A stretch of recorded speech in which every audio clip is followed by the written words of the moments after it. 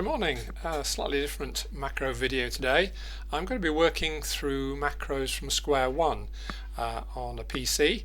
The idea being that it might help you when you want to get started and want to go through the square one worksheet to actually seeing it happening. So let's have a go. Just a bit of general introduction. Why are we using macros? Well, we're hoping to increase our efficiency and also increase our accuracy because macros can help us catch more mistakes. It also helps to reduce repetitive strain injuries because you're using the mouse less as a result of macros, using the keyboard instead. And also you don't have to select things quite so accurately because you grip the mouse. If you're trying to select something accurately, you grip the mouse more, so you're more susceptible. Anyway, enough. What is a macro? Well, we could describe it as a small computer program or just as a tool to help us edit. And the important thing to note is that you don't need to do any programming. They are programs, but you don't need to do the programming. I've done the programming, and so you can just get on and use them. So what are we going to do in this session? We're going to look at how to install macros, how to then assign a keyboard shortcut to the macros because that speeds it up even more. And also we're going to look a little bit at the way ahead. Once you've got started, how do you find macros that are best suited to the way you want to work? So we're going to start first with a bit of macro anatomy. Because it's computer code, it takes a particular format, and we have to recognize that format and be able to copy and paste it. So this funny bit of code here is a macro, and I can select it, I can copy it, and then I can paste that in to the place where it goes. So what's the anatomy of it? It starts with sub and ends with end sub, and that's just an abbreviation for the word subroutine, which is another name for a bit of computer code. And the bit I've put in green there, swap characters, is the name of the macro, and that's got to be unique in your computer. You can't have two macros with the same name. We'll meet that again later. Okay, so let's get started installing the macros. So here's what the instructions tell you to do, and we'll kind of go through it. First of all, it's about installing macros. What does that mean? It means pasting them into the computer in the right place. Where do you put them? Well, we store them in what's called the normal template. So the normal template is, I don't know how to picture it really. It's a part of Microsoft Word where it stores a lot of useful information.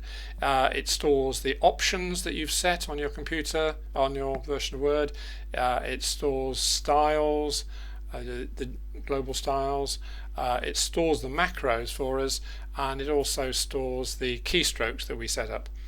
It's also called a global template, which indicates the idea that once there are macros and keystrokes set up in the normal template, they're globally available on your on any document that you're working on. You can use it. So how do we get them? Well, where is the normal template? We get to it via the VBA window. That's the Visual Basic for Applications window. How do we get the VBA window? Well, we can get that through any of the Word documents that happen to be open on screen. So what we're going to do is to install a macro called Google Fetch and then have a go and use it. So let's get started. I've given a number of different national versions of Google Fetch so that you can get one appropriate to your own country. So I'm UK, so if I have to control click the link, and what it will do is it will take me to the Word Macro Tools website, and it will give me this one macro that I've selected. And so you can see there you've got sub Google Fetch UK, and down the bottom there you've got end sub.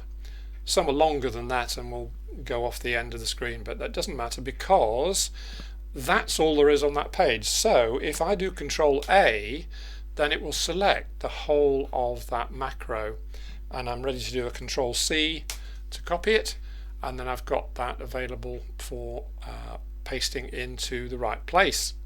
Okay, how do we find the right place? Well, we go in through any document. We've got the Square One document open, so we can use that. So we use view, we want to view our macros, so it's view, there's the view tab, and then macros, so click on that, macros, and here is the macros window listing all my macros. So I've deliberately set up my version of Word so that it doesn't have any macros at all, ready to be like it would be for you probably when you get started. Now some of you will see that sort of blank screen, but others will see that there are already some macros there. But the important thing is that we are trying to put the things in the global template, so we've got to set that first. And the item we want is edit there on the macros window. So let's try that again. View, macros, and we've got all templates and documents, but what we want, click on the down arrow there, is normal.m global template. So we know we're putting them in the right place. That's very important. So global template, and that's where we're going to put them. Okay, we want to click edit to go into Visual Basic. We can't. So what we have to do for this very first time, and first and only time, we can't click edit, so we need a macro. Any macro will do. And what we can do is to see the create button is not grayed out. We can use that. So what we do is to create a macro. Let's call it something silly like temp, and then click create. Okay, and what it's done is it's pulled up the Visual Basic for Applications window. You can see that at the top there. New macros code. So new macros is where they're stored within global template, and this is the code window, this main window here. There are two other windows there which you may or may not see depending on how your computer's set up. You've got a project window and you've got a properties window. We can ignore those. You can close them if you want more space, but it doesn't really matter. They're not going to do us any harm. And under normal here you can see that you've got in modules, you've got new macros, and so that's where we are. Okay, so we've got in here, and so we're now ready to paste our new macro. But when I got into this window, the cursor was up here somewhere. I can't remember now. It was inside that macro. But if we want to paste in a new macro, we don't want to paste it in the middle of another macro. So it's important to go to the bottom, and I tend to put in a blank line, and then we can paste in the new macro with Control V, and there's our new macro sitting there underneath that other one. And they are separate, as you can see. Visual Basic has drawn a line so we can see that there are two separate macros there. Okay, so we want to go back. Well, if we just go back to this window here, if we do view macros again, view macros, then we've now got our list of two macros in that window there. So that's confirmed that it recognizes we've got those macros there. Okay, so we want to close this window, and normally you'd expect to click top right, but be careful, you've got two X boxes there. It's the one in the far top right that you want. If you accidentally click the wrong one, don't panic. That will close the code window and leave you just with those other two windows. It looks as if your macros have disappeared. They haven't. What do you want to do? You want to view them. So view on the VBA tab, view, code, and there they are again. So, but what we wanted to do was to click the top right, far top right, and when we close that window, Visual Basic will save the macros we've got in there. But personally, I actually do if you look at the file menu, it's got a save item. I do tend to save it first. You shouldn't need to, but it doesn't do any harm to just do a quick Control S just to save it, and then close that window. Okay, so how are we doing? We've got in. So if you had macros already in there, then you could have just clicked the edit button and you'd be straight through. But we've had to use this trick of creating, but you won't need to do that again. So this is the only time you create a macro. I'm the one who creates the macros. You then use them. So that's all we need to do. Right, so we want to practice using our first macro. So here's a bit of text, an example text. We're looking at the word Decentraland. What the heck is that? Let's Google it. So you click in it, and then we want to get view macros, click on macros, and it's Google Fetch UK we want, so we can run that with the run button. And click that, and it loads up a new window and puts in the information from Google there. So what has that replaced? Well, it's what you would have had to do otherwise. You'd have had to have selected that, copied it, opened up the browser, loaded up Google, pasted in the search term, and then clicked enter to execute the search. So we are saving time, but we can save a lot more time if we use shortcut keys. Right, so what are the essentials of shortcutting? I mean, you're already presumably used to Control S, Control A, Control C, and Control V for doing various functions within Word. And the control bit is what we call a qualifying key. So Shift is a qualifying key. In other words, if you press S, you get a lowercase s. If you press Shift S, in other words, hold the Shift key down and press S, then you get an uppercase. And similarly with using the control, if you press S, you get a letter S. If you hold the control key down and press S, then you get a save function. You operate the save function. We've got three that we can use on a PC. We've got the control key, the alt key, and the shift key, and we can actually use any combination of those to make up our shortcut. One or other or all of those, and with it we can press a letter or a number or a symbol, or even that should say or a function key, F1 to 12. They're quite useful as well. Okay, just as a general suggestion that because we've got to memorize these keys, otherwise they're, if you can't remember what the key is, then it slows you down. So the suggestion there is to use G for Google, and then perhaps use Alt as your qualifying key. Okay, so how do we assign keyboard shortcuts? Well, just to confuse things, we want to assign keyboard shortcuts, so we need the Customize Keyboard dialog window, but we have to get that by going through the Customize Ribbon window. So it's a bit of a tortuous journey. So it's File, Options, Customize Ribbon, and then Customize. So let's try it. So File, Options, Customize Ribbon, and then down the bottom here under Keyboard Shortcuts, Customize, and this is the window we want. So you've got the different categories that you can apply keystrokes to all sorts of things. I mean, you may have been used to using them for different special characters, like accented characters or whatever.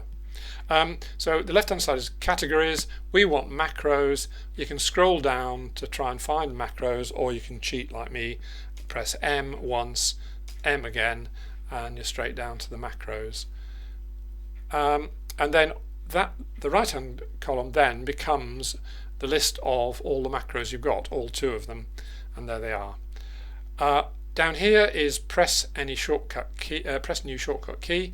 So we want to use Alt G, so we put it in there. We said you can use any qualifying key, but just as a heads up, if we use Control G and look down here, it says currently assigned to edit go to. So that is a function that is available in Word, and it can be accessed through a keyboard shortcut. So if you use that function, edit go to, then it's not a good idea to use the Control G for this function, because you can't then use it for the other function. You can only use it for one function. So let's use Alt G. So Alt G in there, and this one it says currently assigned to unassigned. In other words, it's not assigned to anything, so it's clear for us to use. And there are lots to use, therefore you might as well use one that's not assigned.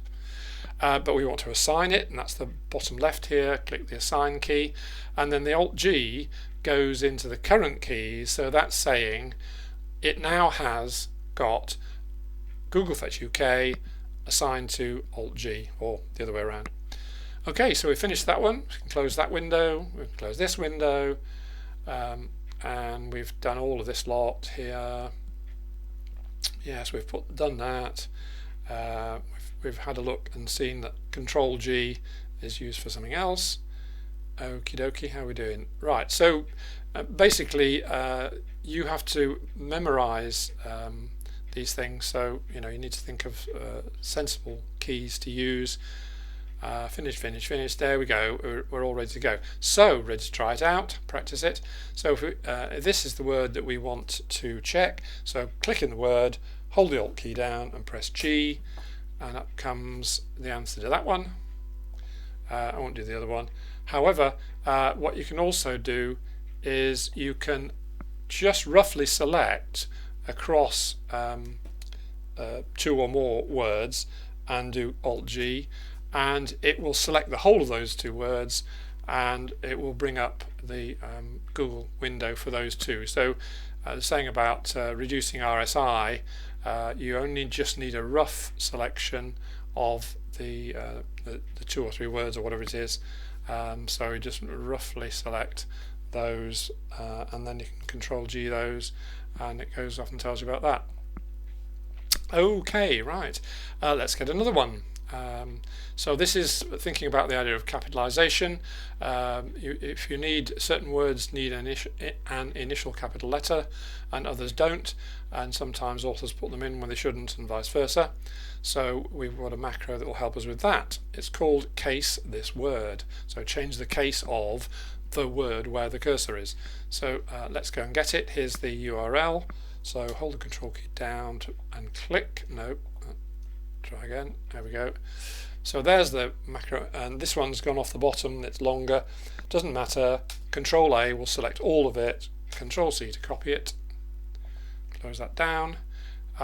And then it's suggesting, just to be different, let's use C for capitalization, yes, but let's use Shift Alt as our qualifying key to give us a keystroke.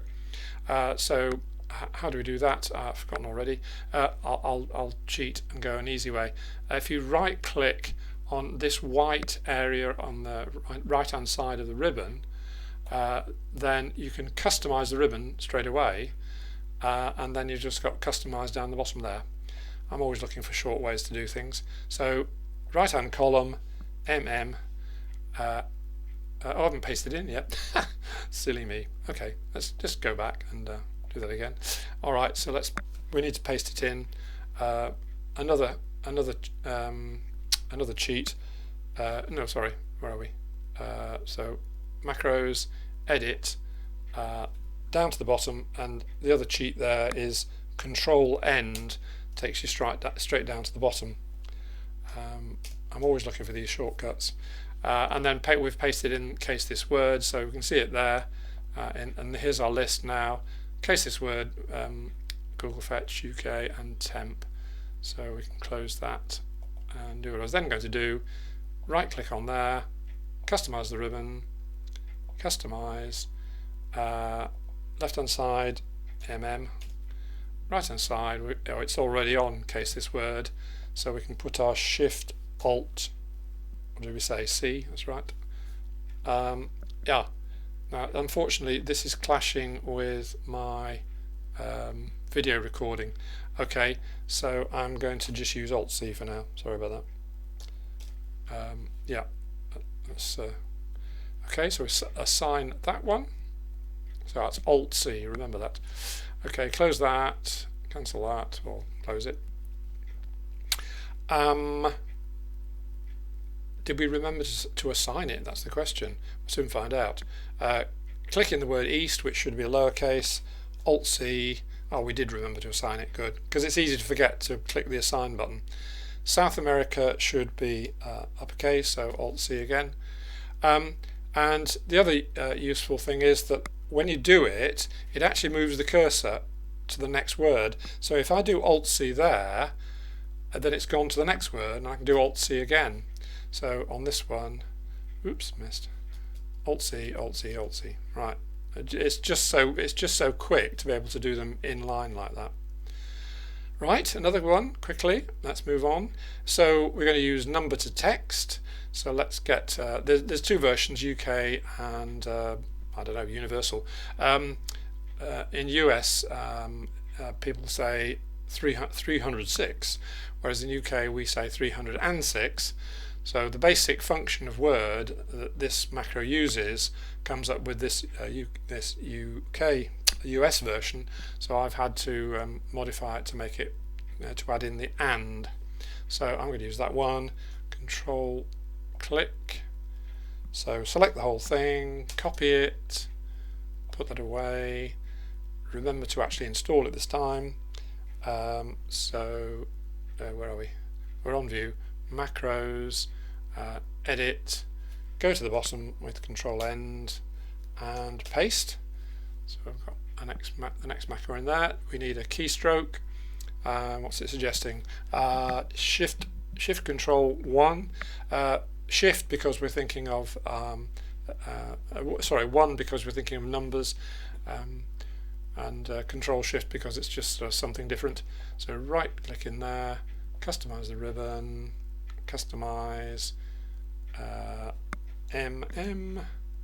number to text, and what did I say? Shift Alt 1, didn't I? No, Control Shift 1. Can't remember now. Control Shift 1. Doesn't matter.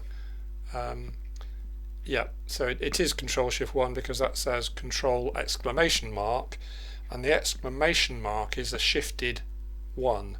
So the letter, the symbol above 1 is the exclamation mark. So we assign that, and we OK that. So we've now got, so if we click in front of a word and use Shift Alt 1, then it runs along the line and gets the next number, numeral, if you like to call it that. But in fact, you don't need to be right close to it, anywhere to the left of a number, and so you can do it once, and then you can do it again, and it whizzes all the way along to find the next one, which is really fun. Okay, so those ones we've done so far have been making changes while you're actually copy editing, but there are lots of other macros, and there's a whole raft of them that do analysis of documents, and the idea of those is to look for inconsistencies.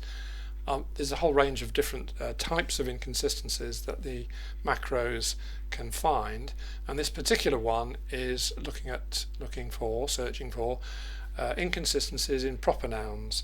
So what it does is it creates a separate file in which it puts what I've called a proper noun queries report, and it will give you words that look as if they could possibly be variant spellings of one another, and it shows the frequency of each. So this illustrates the sort of principle that I've tried to put across, that macros and us, we're complementary. There are things that the computer can do quickly and effectively, and there are things that only we can do, our editorial judgment and so on, and therefore we're trying to sort of work together.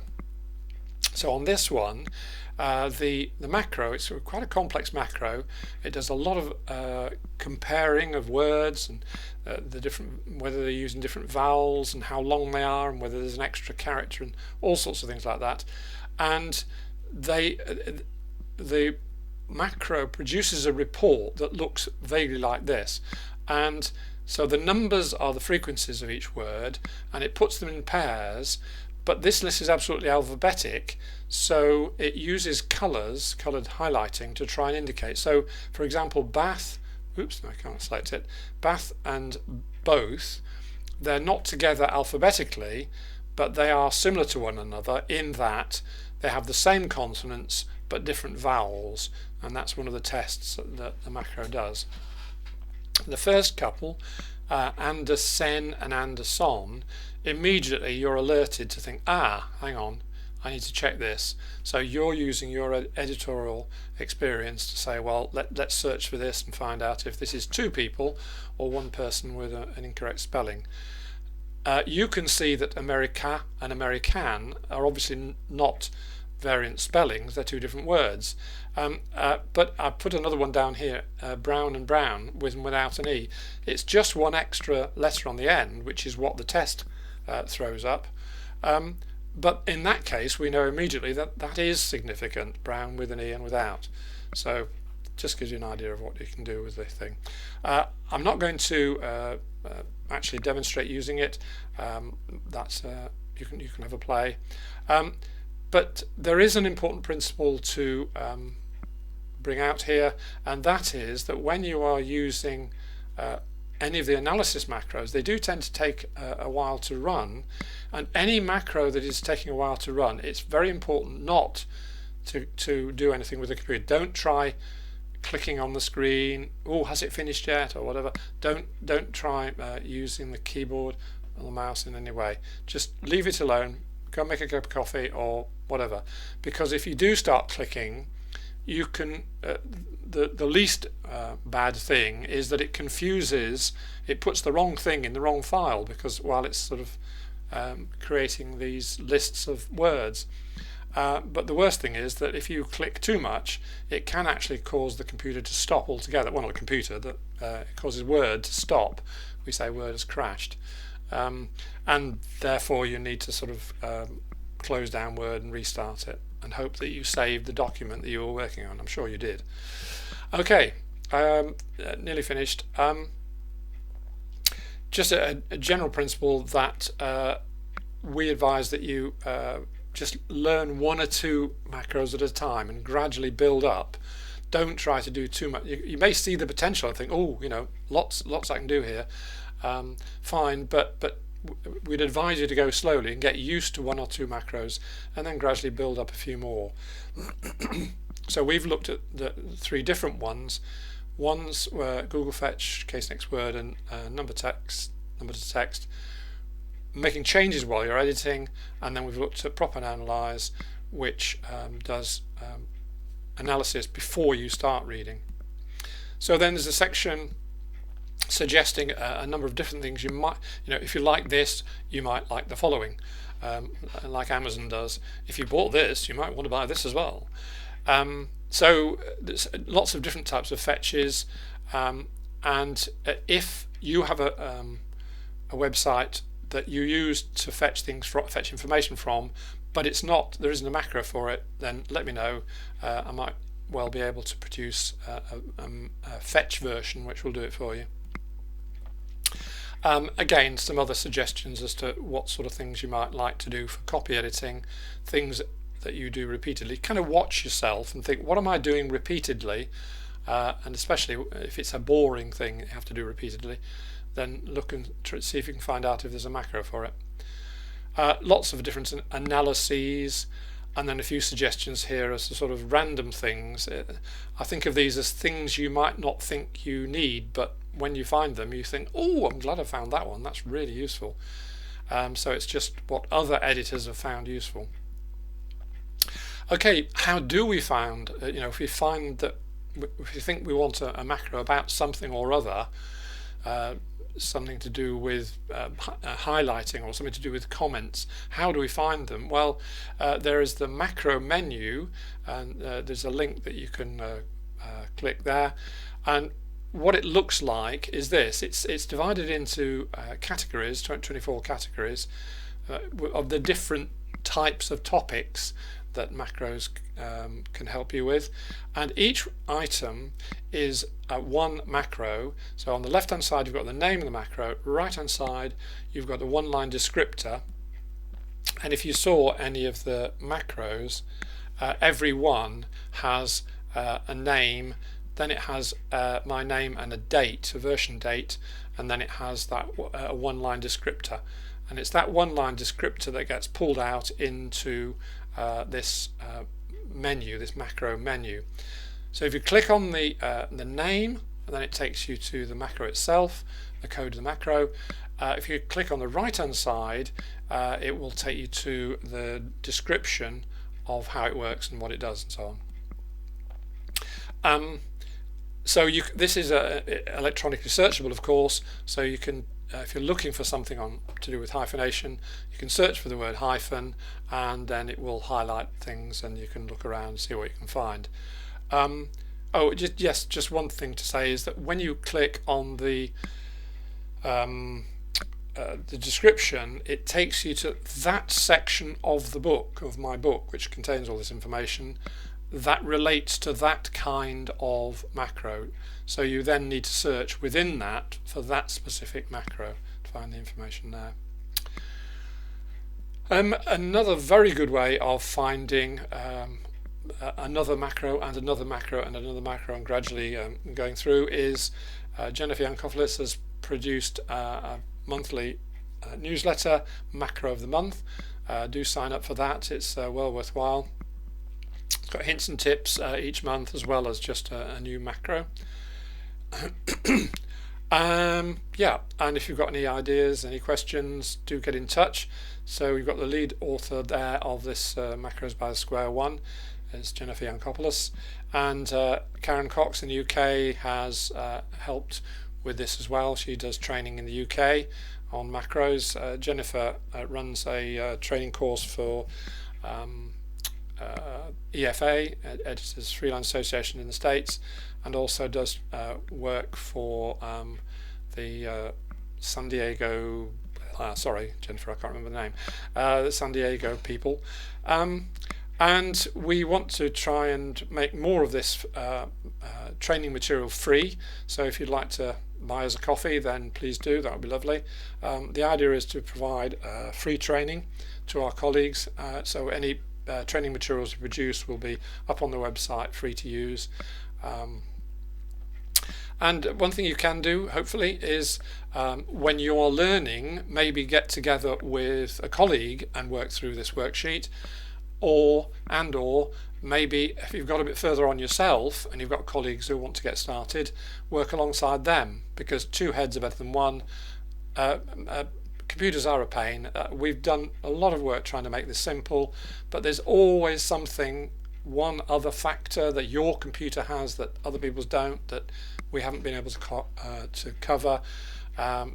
All sorts of things that trip you up. Work together, see it happening on somebody else's computer, and you might be able to work out what's gone wrong. If not, get in touch. Yes, one final thing before I stop. When you try to run a macro, sometimes, I'm sure it shouldn't, but sometimes you get an error message from Visual Basic.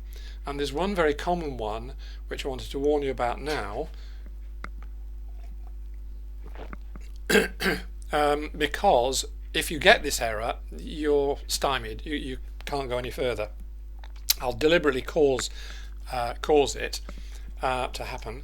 So if I just for the moment copy that macro and do something stupid like pasting another copy. In other words, when you put a new macro in your computer, you may forget that you've already put that macro in your computer, and therefore you've got two copies of the same macro, and you can't do that. So I want to know about what does the word ambiguous mean. I'll look it up. So I do Alt-G, and it says ambiguous name detected, temp. So what that's telling me is that there are two macros with the same name. They're both called temp, and therefore I've got to delete one of them, otherwise I can't go any further. So if I say OK to that, did it automatically select that one? If it did, that's helpful. I can't remember. But basically, if you look on the list of macros here, you can see temp is there.